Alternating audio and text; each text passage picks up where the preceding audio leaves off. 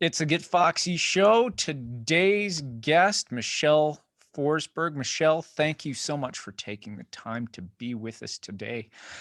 You are one heck of an expert when it comes to physical therapy and pelvic floor work and FeminEnergy. So I'd love to talk to you a little bit about that today. What got you into physical therapy and pelvic floor work Ah, specifically?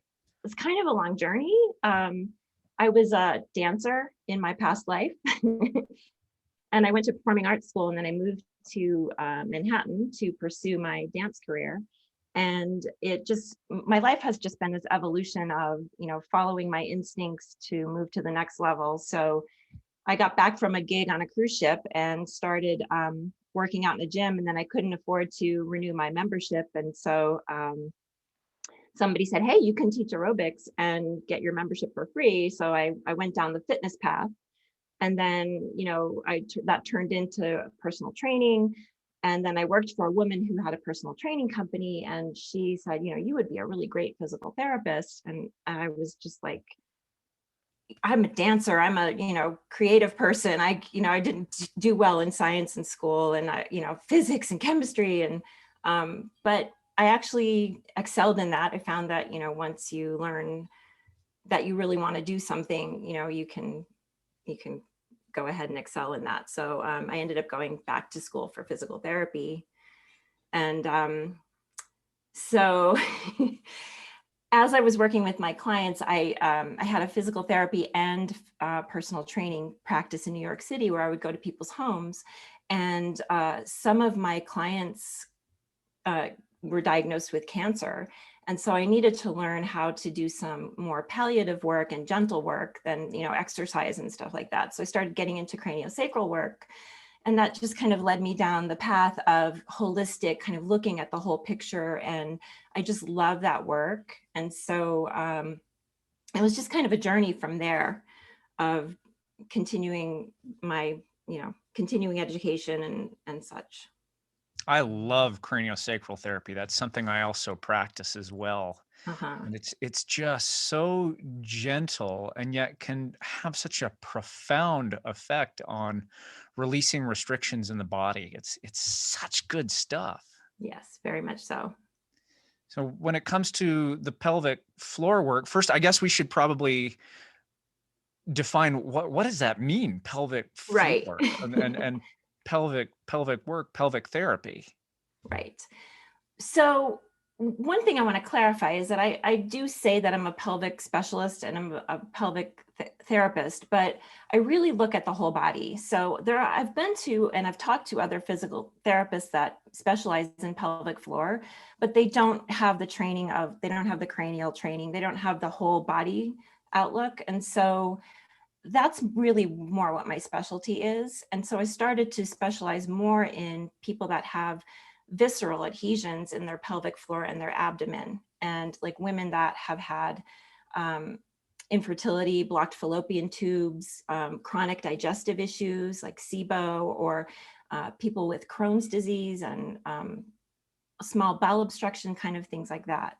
And so in order to really free those restrictions, you kind of have to look at the whole picture, because the connective tissue and the fascia is all part of the whole picture. So you can't just focus on one area. The thoracic, the diaphragm, the head, the cranium, everything is connected. So I have to look at the whole picture.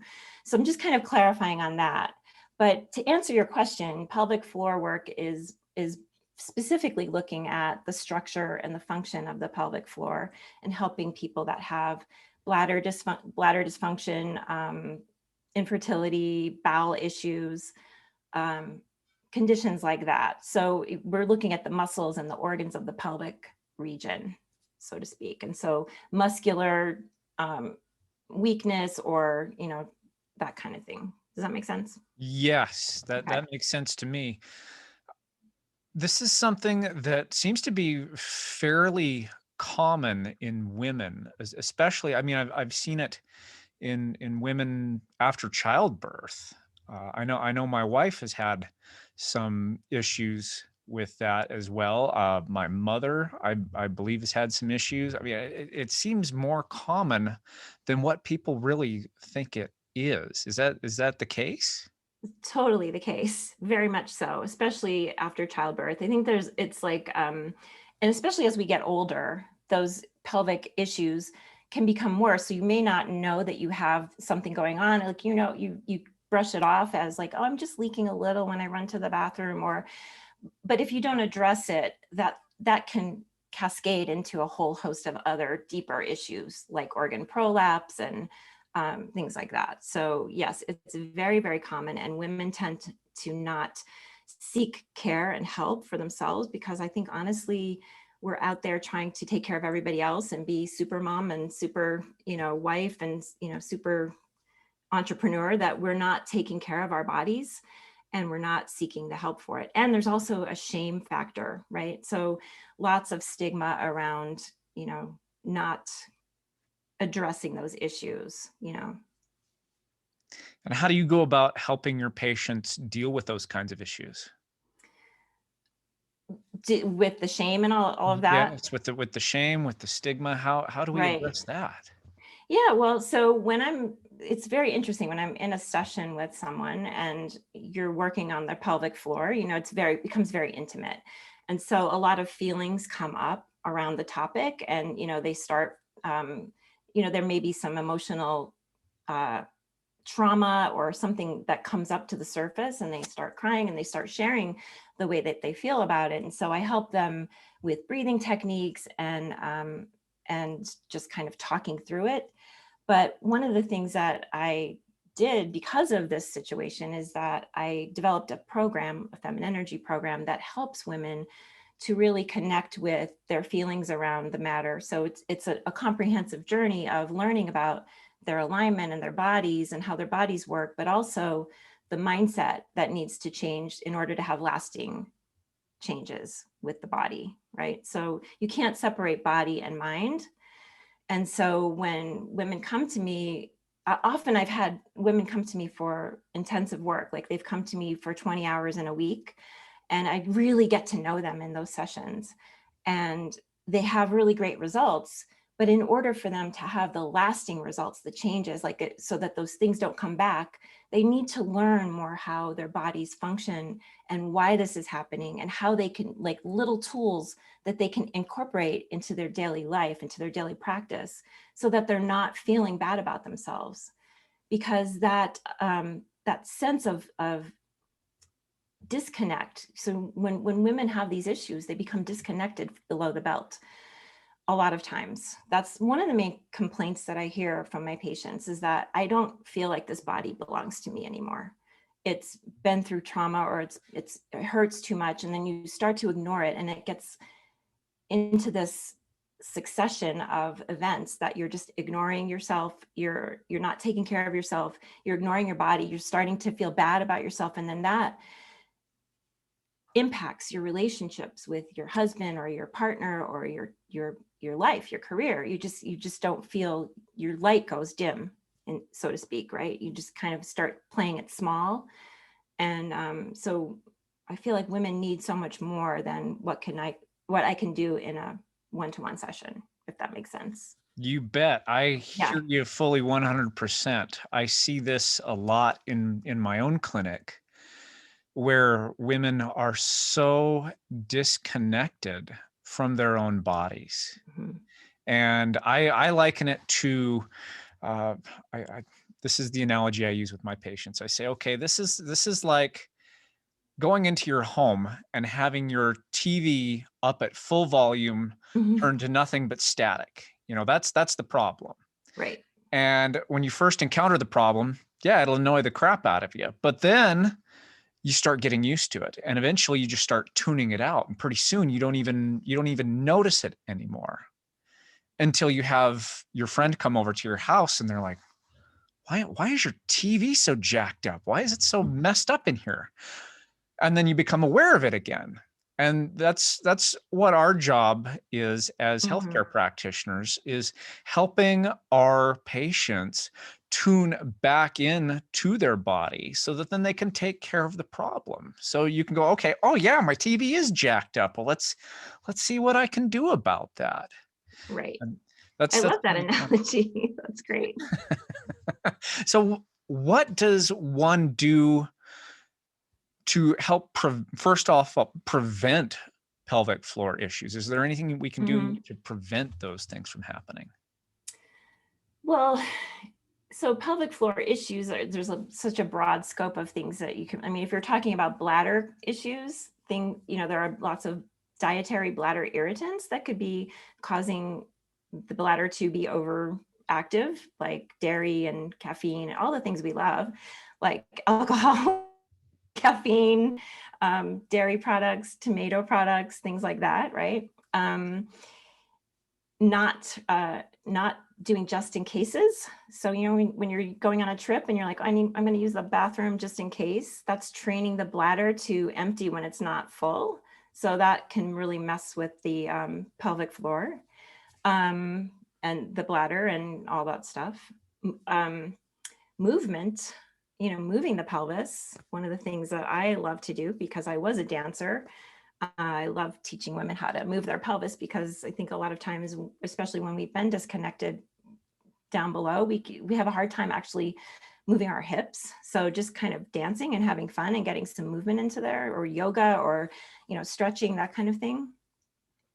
Posture, alignment, sitting up tall on your, now everybody, when I talk about this, everybody's going to sit up tall, sitting up on your sit bones rather than tucking your tail and sitting back on your sacrum. Those are some things that are very helpful in keeping the pelvic floor from becoming, the organs becoming compressed and the muscles becoming too tense and all of that stuff, right? So there's lots of different things. Avoiding constipation.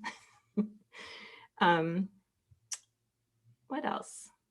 I think that's pretty much covers quite a bit of it. That sounds fantastic. Yeah. I'm right there with you with getting your body moving.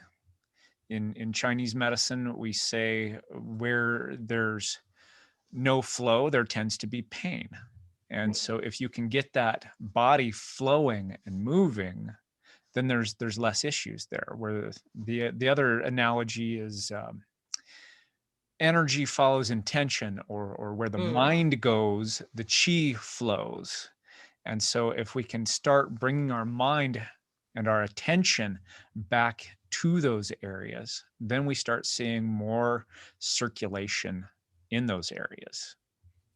Exactly. We do that a lot in my program and with my patients. I have a lot of intentional breathing into the pelvic floor, and actually visualizing the pelvic organs, and just kind of being creative with visualizing things that we enjoy in that area rather than pain and dysfunction. So kind of painting a landscape around the pelvic floor rather than thinking of it as something that is causing pain or dysfunction or problems.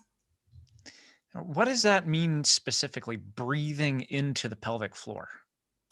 Yeah, so you can just kind of send your breath to the pelvic floor. So hold your hands on your pelvic bones and close your eyes, and just inhale and visualize the pelvic bones expanding on the inhale. And then as you exhale, they come closer together. So just kind of feeling that motion in that container of your pelvis. You can also do that with the abdomen and the thoracic region as well. And we do a lot of that breath work, just kind of visualizing. And oftentimes when there's dysfunction or there's emotional holding in those areas, it's hard to actually get the breath there because there's a holding pattern. So when we start to work on releasing those holding patterns, then people notice, hey, I can really feel that expansion in my pelvic area. And it's a very functional thing as well, because our core and pelvic floor are connected, and they work together. So when you can actually get that happening, then you can have more support around those organs and the muscles and all that stuff. So is this something with your FeminEnergy program? Is Mm-hmm. this something that you're sending patients home with homework? Is this something that they have to do in your office? What does this look like? So in my office, I teach them these techniques, but I created the program for, when I'm teaching my clients these things, I can't go home with them. And so like when they're doing certain things at home, I can't see what they're doing. So I created an online program, and it's a 10 module program where it's a journey of learning the alignment of the pelvis and the whole body, and then learning how each region works separately, but then incorporating them together. So I always tell people your pelvis doesn't work in isolation, doesn't work by itself. It relies on the diaphragm and the thoracic spine. It relies on your cranium and your sphenoid bone. Like people need to know how, women need to know how their bodies work. And, it doesn't have to be like, they're not going back to PT school, right? They need to have an awareness of how their bodies work so that they can understand what's happening when they're feeling pain or sensations. So we take them through this journey, through this 10-week, 10 module, can be 10 weeks or as long as they want. They have lifetime access. But we also do meditations. We also do journaling. And we have a weekly Q&A call where we talk and we, work through things together, the emotional components, or if they're having issues with the alignment or with getting their muscles to work. So we're learning mobility and flexibility and core strength and whole body. It's just really a transformational process. So I've had lots of women that come into it thinking that they're going to help themselves feel better in their bodies, but I've had people have career changes or, big aha moments because they've realized that how this has been impacting the rest of their life. So it's really pretty profound and an amazing process. So, yes, so I'm giving them tools. The really cool thing is that a lot of times they'll say, the other day I felt like I had a little pain in my hip and I did, one of the things that we did in this module and it made me feel better. And that's so empowering to be able to just know, hey, I've got these tools that if this doesn't feel right, I can go and change that. I can make it better. And then I can go about my day and not have it weigh me down, That's huge. Yeah, That is huge stuff and can be absolutely life-changing. totally. When you've got the tools and the awareness, I think that's where it really starts. Like the old GI Joe cartoons in the 80s that I used to watch. They say, now you know, and knowing's half the battle. Right. Well, once you have that awareness, then you can tune in and then you can put the tools to use. So it sounds to me like you've got one heck of a program put together here that cultivates awareness and then gives the tools to be able to alleviate the issues. Absolutely. Yeah. I'm so honored to be able to work with these women because they're so ready for change and they're so ready to take it to the next level. But women need support. We need support of each other. And that's part of the whole process is the community aspect of it, is that we all support each other and we hear each other's stories. And to be honest, I have gone through a lot of this stuff myself that my patients have gone through. So they're healing me in the process, which is quite lovely as well. So I'm giving them my expertise, but they're giving me their support and their experiences. And so it's just a really nice give and take. And how is this community put together? Is this something like a Facebook group, or is it something that's on your website specifically, or how does that all pan out? We used to be in Facebook, but now it's on Mighty Networks. So I have a FeminEnergy Mighty Network. So it's similar to Facebook, but it's a little bit, I like it better. It's a cleaner platform and it's more educationally geared. So yeah, Cool. I have yeah. not heard of Mighty Networks, so I'm going to have to check that out. Yeah, it's really, I love it. It's a really great platform. Well, to switch gears a little bit, Hmm. I'm going to ask you the question I ask all my guests, Yes. and that is, what does Foxy and being Foxy mean to Michele? Yeah. Being foxy means that you're confident in your skin, that you're like, you love the skin you're in, and that confidence is magnetic. It radiates to the people around you. And so they're just like, hey, she's Foxy. Like she's got it all together. But you don't have to actually have it all together, but you know what I mean? Like just that confident, magnetic, loving who you are, being authentically who you are, and not afraid to show who you are. Who would you say is Foxy in your world at the moment? I think I'm Foxy. That's one of the things that we talk about in my FeminEnergy program, is that women have a really hard time saying good things about themselves, right? So I want to be a role model with that. Like, I think I'm Foxy, gosh darn it. And I want you to feel Foxy too. So yeah, there's a lot of Foxy women out there, but yeah, I feel like I'm Foxy. I would certainly agree. I try to bring on these Foxy, or at least I get that Foxy vibe from my guests. I mean, even the guys I bring on. Yeah. What would be one piece of advice on how to maintain your foxiness? Because I get the feeling there's been times in your life where you haven't felt so foxy. So how do you reclaim that and maintain it? That's a good question. It's the Foxy factor definitely goes up and down depending on the day. And I think just kind of having compassion for yourself and realizing that you don't have to be 100% Foxy every day, every minute of every day. You can acknowledge that you have days where your Foxy factor is a little bit lower, but if you want to raise it up, like I said, I think for me, you have to, for me, it would be movement and dance. Like just put on some music and dance your sexy dance, or like, do your sexy walk. But I think it's got to be something that resonates with you, the individual. So whatever it is that brings that factor up, like whether it's, going out in nature, or, breathing or meditating, or whatever it is that brings that factor up for you, incorporate more of that into your day.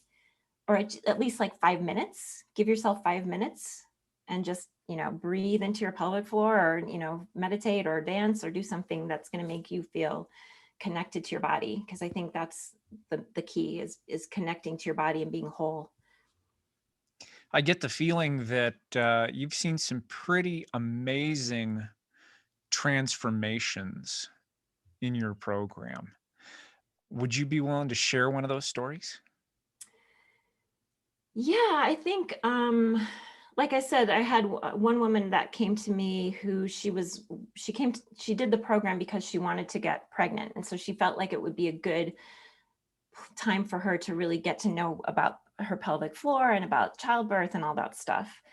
And she didn't realize as she was starting, she got to know herself better during the program. And so she realized that the career she was in was not really resonating with her authenticity. And she felt like she could do more, like she had more gifts inside of her that she wasn't aware of. And so she just did a whole turnaround with her career to do something that she really loved and felt like she was really sharing her gifts. Does that make sense? You bet. Yeah. So I think what happens when we cut ourselves off from our bodies is that we kind of lose a sense of who we really are, especially if you've had children. This is what happened to me. The first I had a C-section and I had scar tissue in my pelvic floor, and I had pain with intercourse, and I went to a few doctors, and this was before I actually was a pelvic PT. I didn't even, do this kind of work. And I was looking for answers, and, the doctors I saw were like, well, you just have to get back on the horse. Like, they were just giving me bad advice.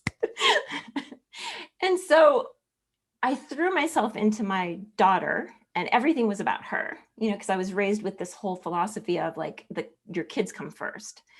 And so I kind of put myself last, and I didn't really get the help I needed. And so my, relationship and my sex life was suffering, and it just kind of cascaded. And then, I just really didn't, people would ask me like, what do you really want in your life? Or what are your desires? And I'm like, what desires? You just kind of lose that sense of who you are.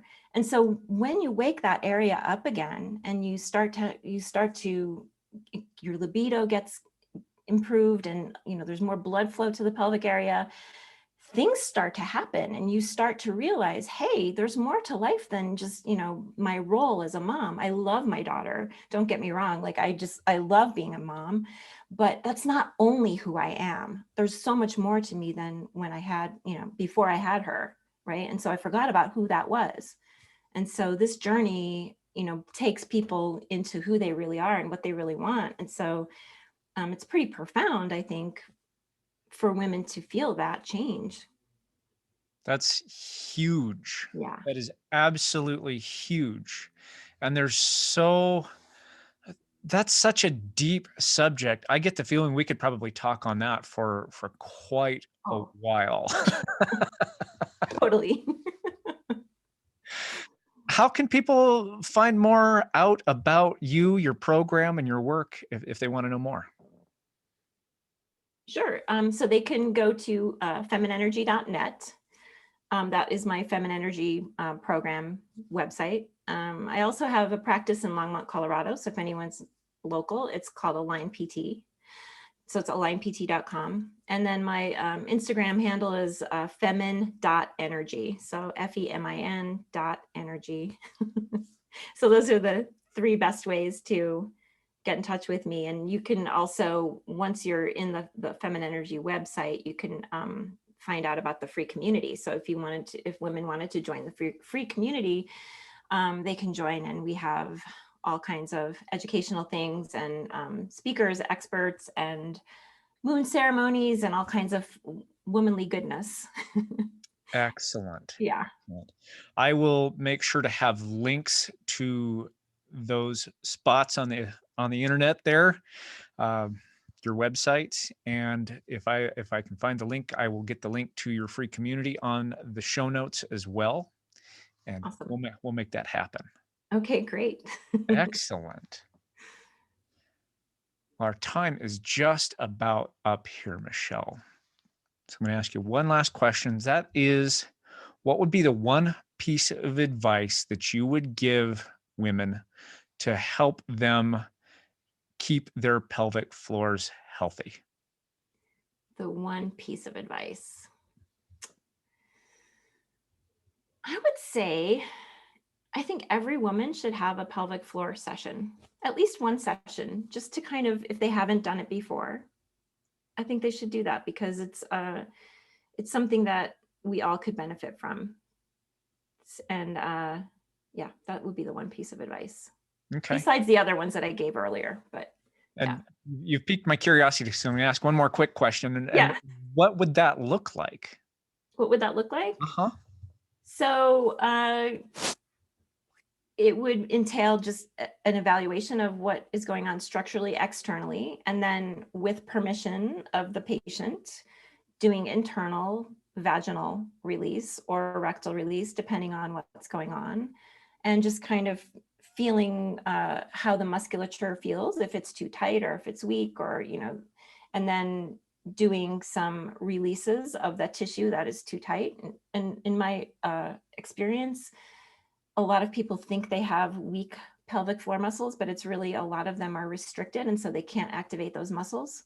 So getting some release of those tissue, and some of them are truly weak, but it's more rare in any situation that I've encountered that it's just completely weak. It's a lot of times tightness and restriction. So getting those restrictions released, and then learning how to activate the pelvic floor properly.